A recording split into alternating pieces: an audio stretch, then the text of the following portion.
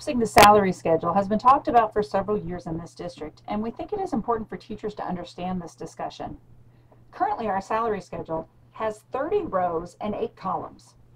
Collapsing a schedule is a process of eliminating rows and/or columns in order to make it simplified and easier to track.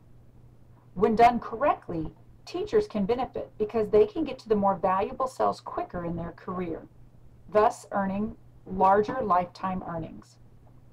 Some people, when looking at a collapsed schedule, think that it's a disadvantage because they may not get raises in their later years or for more education.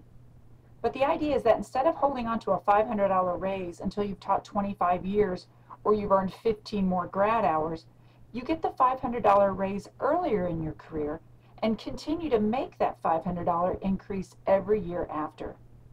It's an adjustment in thinking because in the long term, a teacher can make more money. Of course, the challenge is that it is costly for a district to implement. Here's some examples of what first steps might be to collapsing our schedule. This is our current schedule. What we might consider is crossing out this column and maybe reconsidering what the heading of this column is. If we just shift this row over, this column over, you can see now that people can get to the last column quicker. Another option of a collapsing the schedule might be to cut off the bottom and make fewer rows.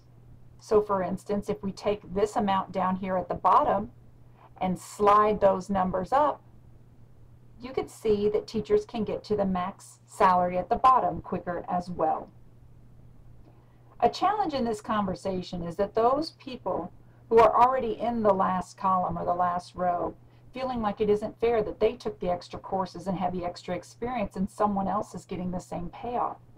This will be a hard conversation, but keep in mind, all of this is up in the air right now.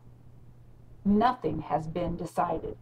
In the end, we need to think about what is best for all teachers and not for isolated situations. Also, this will be very expensive for the district to be able to do. If this is ranked high enough, there may be some small steps we can take in beginning this process.